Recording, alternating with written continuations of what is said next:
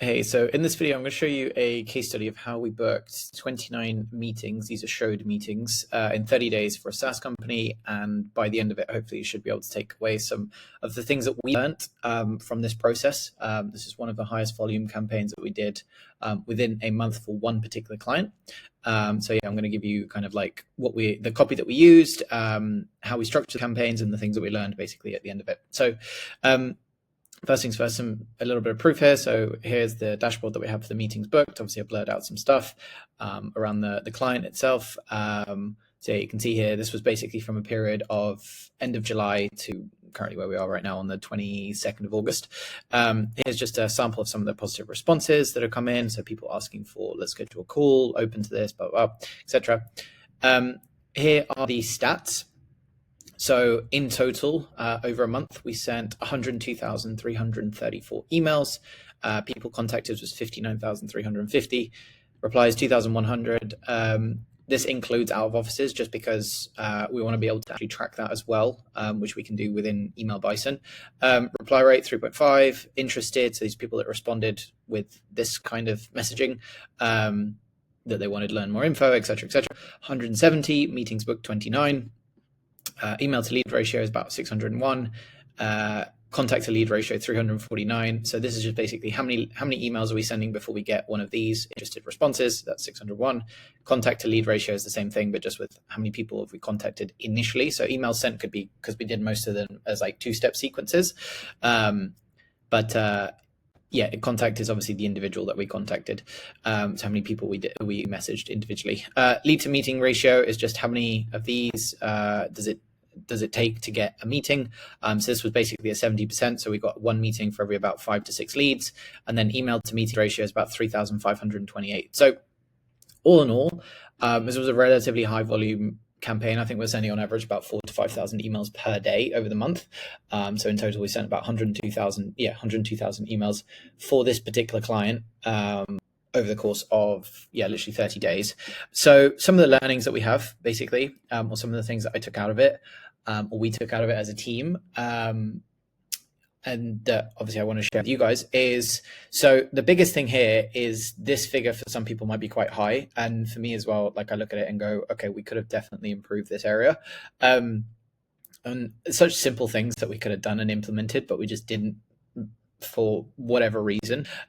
So have a better lead management system or booking system for US hours. So our team is currently we operate at EU hours, and we would sometimes get a lot of, well, not sometimes, we had some campaigns running EU and then some campaigns running US. We would kind of split half and half. So if we sent 5,000 emails in a day, we'd have like 2,500 EU, 2,500 US. And obviously the ones that came through in the US, we'd be able to grab them up until a certain point, but then during the rest of the night, like we wouldn't be able to grab them. And so that really, really impacted our email to lead ratio, email to booking ratio, like meetings booked ratio. So that was definitely something that we could have improved on quite a bit. I think the way that we would do that in future is by just having either a dedicated person for those hours, just with the project that we had and everything, because we were doing like an initial sort of trial for this particular client. It just didn't make sense to specifically hire for that, right? There are obviously tools that are kind of work in the middle ground where, you can get AI tools that will do the replies for you. We just didn't have the time, resources, or anything to kind of get that set up in the time frame that we had. Otherwise, if we were to do this again, probably would look at that as an option if we can't handle the responses in a particular time zone. I can't vouch for any because we haven't used them yet, so it's something that we want to test out.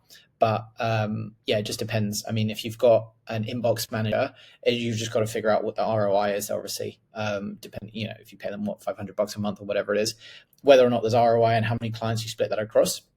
But maybe for us, it might make sense in the near future to then hire someone specifically for the US hours, because we've got a fair few clients over in the US. So that definitely, I think if we just had that one thing alone, because we're responding to leads sometimes, 8-12 hours the next day, right? In the sense of like, that's US, it could be both Pacific time and Eastern time. So we're taking a while to get back to them, right? Which is obviously not best practice. So yeah, in hindsight, we could have done a better job around that, but I think it was good kind of just to understand like the actual implications of that. I think if we'd had that, we could have we could have doubled this probably, I would say, maybe like got it around 30%. It was like 1 in 3, which obviously would have massively improved the number of meetings that we would have been able to get from the leads that we contacted, and then would have brought this down even further, right? And the good thing about this particular client, and the reason why we're doing a trial, is because we know that we can target an enormous TAM. So we can scale this up even further. And then once you have these kind of metrics in place, and it's just a case of like hitting them, and you know that, in order to hit them, you just need to send more volume basically. And you can adjust like that. The second thing I would have done is have a better follow-up system. So again, this is all to help with the meeting ratio. Because at the moment we had a system where we would follow up with them either manually, or we'd put them into like a drip campaign. But the drip campaign probably could have been a little bit better, and we should have set that up probably earlier on. So we could have had like subsequences or reply campaign within Bison, where we can essentially, if they respond and then to the initial email that we send, then we say, hey, let's book in a meeting, and then they don't get back to us, then we can basically put them into a subsequence after that. Now with the subsequence, we only set sort of one up, whereas we could have probably segmented it a little bit. So if someone in that email was asking about pricing, they could have had a subsequence or follow-ups based on pricing, whereas someone else might have been asking for more info and a video and everything. That could have then gone into another one, and someone else could have been asking directly for a call, but they just didn't schedule. They could have gone into another follow-up sequence. So I think using those things, those tools at your disposal, which are really basic things, would probably have improved, again, the number of meetings that we booked without changing anything else, without sending more volume or anything, just replying to the leads and following up more diligently, and having really a better system and more customized system in place basically to be able to actually follow up with these leads. So I think that we would have been able to probably squeeze out an extra maybe like 5 meetings or something just from follow-ups, and again improve this ratio here as well. The other thing, reply rate can dip a lot day to day, but definitely just look at the average over 7 to 10 days to spot deliverability issues. Maybe a little bit less, maybe like 3 to 7 days realistically, because sometimes we had campaigns that one day they would have 1% and the next day they would have like 4%. So it would really like yo-yo quite a little bit, and obviously you want to just take a look at what the average is. Sometimes it can be the copy that is the issue, and sometimes you just need to add more spin tags or more variation to the copy, or rewrite the copy and rerun it in that way. It just depends, and you have to kind of look at those little details when you're reviewing the campaigns and looking to optimize them. But yeah, in general, on a day-to-day basis, like, yes, of course, monitor it, but really it's over the course of a few days, and want to just take an average and kind of get a sense and see. But reply rate dipping could just be, for example, that the copy is now getting hit, and if you just change the copy, it's fine. It's really obviously a huge issue if it's your inboxes, in which case you need to obviously like dive in a little bit further and kind of troubleshoot, which comes to my next point. Keep an eye on bounce rates and the type of bounce. So if it's, I don't know why it hasn't updated here, but if it's not because of verification, it's basically probably a domain/inbox issue.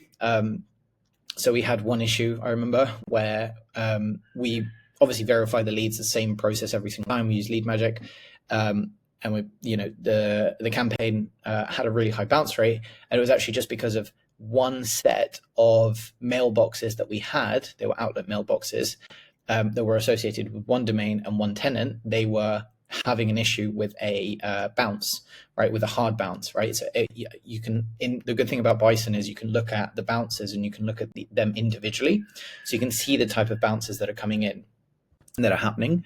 Whereas on other tools, you don't really get that flexibility. You don't get that ability to like look in there. It just means that you can very easily isolate, it's just this one domain that's causing this issue. So therefore we removed that from the campaigns. And it was obviously not a verification issue. Like we've done it with everything else. It was just that one, but you have to look into it. And then that basically allowed us to siphon them off, remove them. And then we changed the IP address and everything, which you can do with your service provider. They'll be able to have access to all that kind of stuff on Outlook, and then re-added them back in, and now they're fine, right? So, and that process usually takes about 1 to 2 days to be able to like add them back in and stuff. So you don't have to rewarm them up and things like that. So that's just important, is not all bounces are made equal.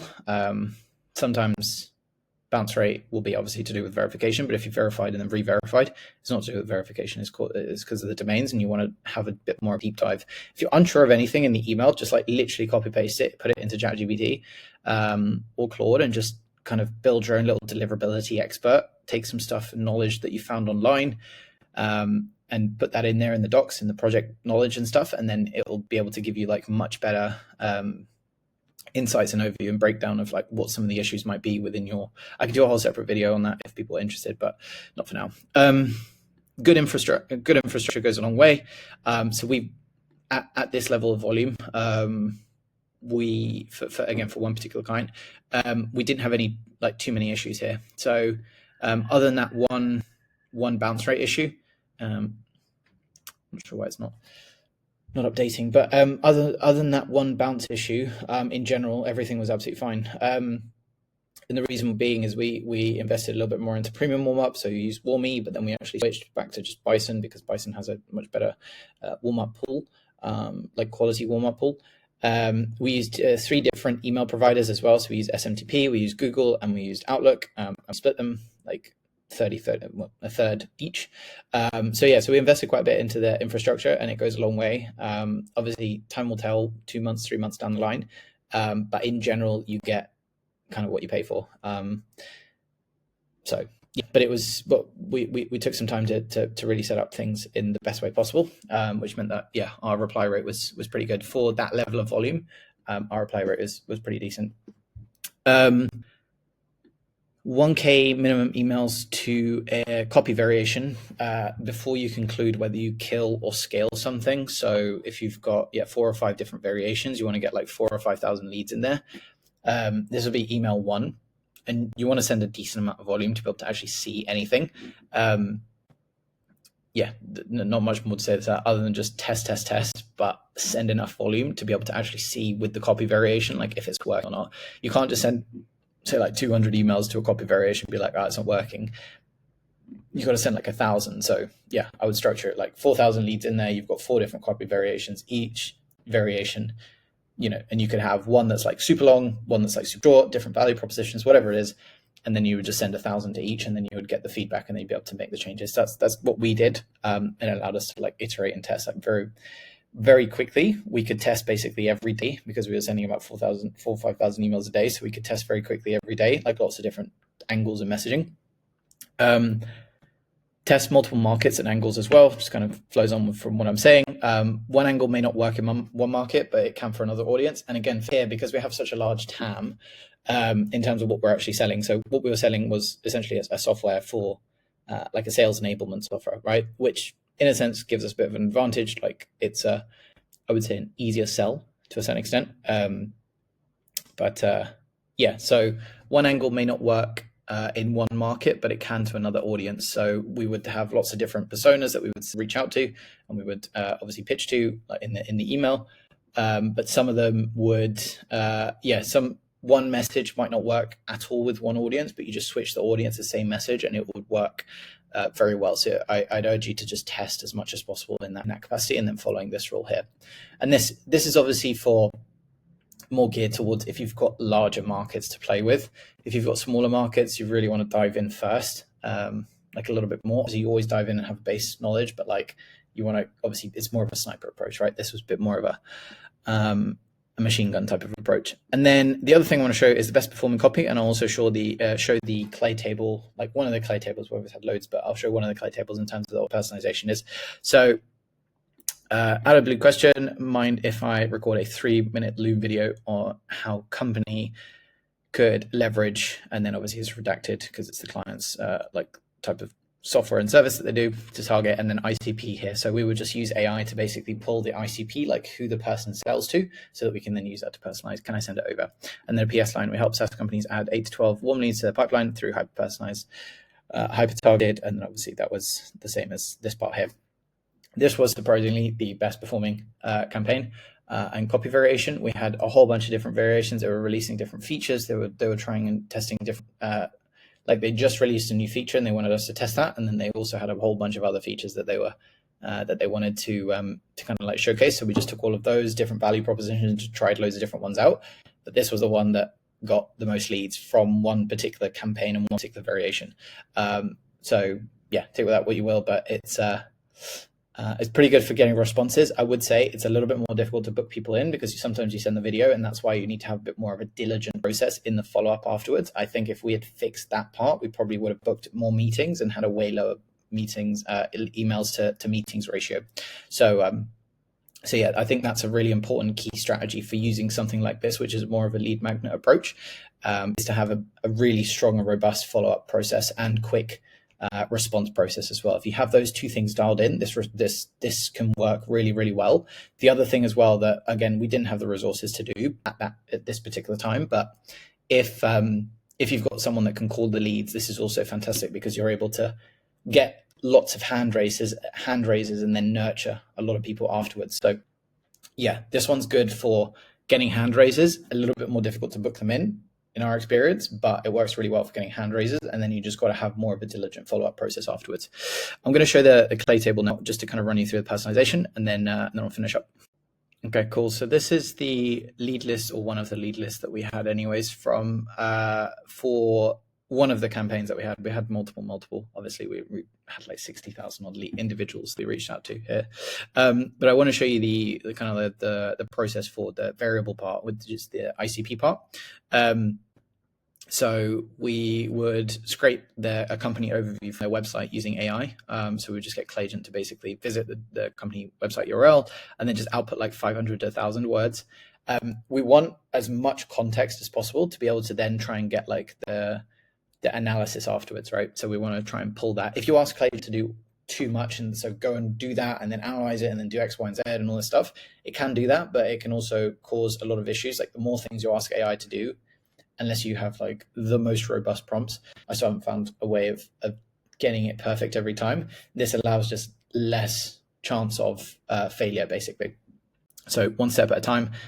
Company overview, and then what we do is we take that and we say output like an analysis of now this output here. So again, we're only asking it to one thing, and basically just pull like three, or pull like what target, or pull what companies or what target market this company sells to, just as like an overview. Just pull that information, right, without formatting it or anything. Just say like pull that information, just like a line basically. And then what we do is, and this might be overkill, maybe there's better ways of doing this, but this just works for us right now. We will then analyze this to essentially just format it in a way that will make sense to use as the variable basically. And of course, like we could make this even better, but in general, like you want to make it good enough or really good, and then it doesn't need to be perfect, right? So sales organizations, health brands, gaming organizations, etc., right? So again, it's not always going to be perfect, but at least this process allows us to get some level of personalization, or like to make it a little bit more relevant to the prospect and be very specific about who we could help them target, which again shows hopefully to them that we've done a little bit of research and all this kind of stuff. With a normalized company name, this is so basic, but it just goes such a long way. Instead of like reaching out saying hi, for closers.io, like that's obviously automated, we make it look so it's not automated like that. And then we also had a first line as well, which we didn't use for that particular email, but we used for quite a few of the other ones, which was just like, notice you started your new role. So this would be like reaching out to people that just joined companies. So that's a really important and also trigger that's worked really well in the past for us. So that's something that we also used, which is basically like, notice you started your new role, and then it would tie into the rest of the email. Now, with the one I showed you, we didn't use this particular bit, but we used it for a lot of the other variations.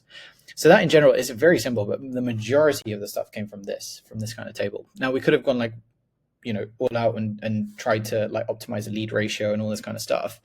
But it's like, you have kind of two options. You can either get that down, or you can send more volume.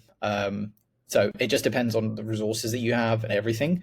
Because we were doing a trial for them, and because we were getting everything up and running and everything and things like that, like it just made more sense to do more volume rather than focus on like, how do we make the emails even better? Of course, if we had another 2 months or like whatever, then that's probably something that we'll do with them as we move forward, right? Is go in and try and figure out how do we get that email to lead ratio down, because then hopefully we could get one meeting for every, say, like 1,000 emails that we send or 500 emails that we send. That would be awesome. And then that would mean if we can get that at scale, then we've cut that down by like a third, right? So yeah, that's the process in general of how we structured everything. I hope that's been helpful. I try to be as transparent as possible here. There's some things that we did really well, and there's some things you can learn and use for the next time as well. So yeah, if you're a business and you want to scale up your outreach volume and you're looking to kind of do install like go-to-market systems and just basically have a way of reaching your customers in a somewhat of an automatic way, and you've got a relatively large market, then feel free to reach out. And yeah, I'll see you in the next one. Bye.